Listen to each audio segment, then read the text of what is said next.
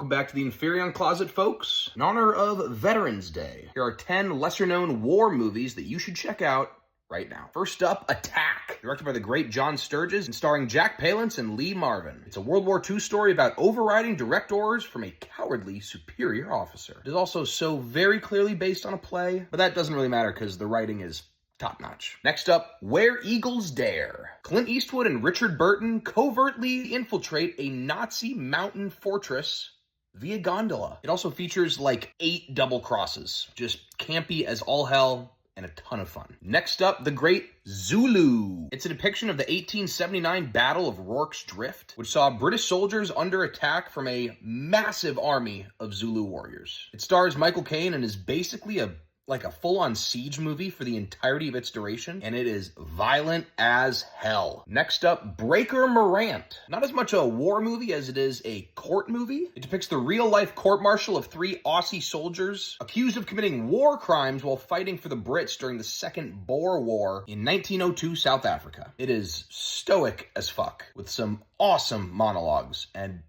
very questionable ethics. Next, we have one of my favorites, Failsafe. If you liked House of Dynamite, you're gonna love this shit. Mainly because it actually has an ending. Directed by Sidney Lumet and featuring an awesome cast with the likes of Henry Fonda and Walter Matthau. It sees a bunch of Cold War leaders trying to scramble after a mechanical error sends nukes flying from the US to Moscow. Sound familiar? It takes place almost entirely in war rooms, but it'll have you fucking sweating as if you were the one flying the plane. Next, we have Run Silent, Run Deep, a claustrophobic-ass World War II submarine movie featuring Clark Gable and Burt Lancaster. Apparently it was kind of a disappointment when it came out, but I love this shit. It's tense as hell and has some shockingly great action, considering it's just about steel tubes slowly lumbering around underwater. Next, we have The Steel Helmet. Fun fact, the first Korean War movie ever made, and it was made during the Korean War, but it also just so happens to be directed by the incredible Sam Fuller. Beyond cynical and clearly made by a dude who has a lot of disdain in his heart for war. Also cool because it features a little Korean boy named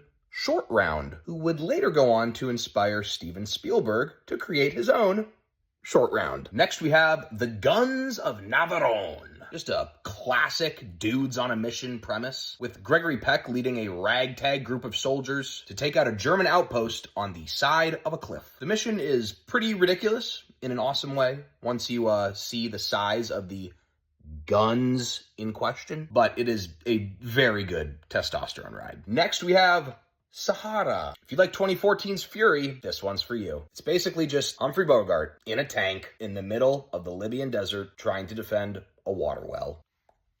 What else could you want? Last up, we have Cross of Iron, an extremely pessimistic World War II movie from the point of view of the Nazis, who are in the middle of fighting and getting their asses kicked by the Soviets. It's directed by Sam Peckinpah, so you know that when I say pessimistic, I mean fucking pessimistic. Features a kick-ass cast with legends like James Coburn and Maximilian Schell. It is quite depressing.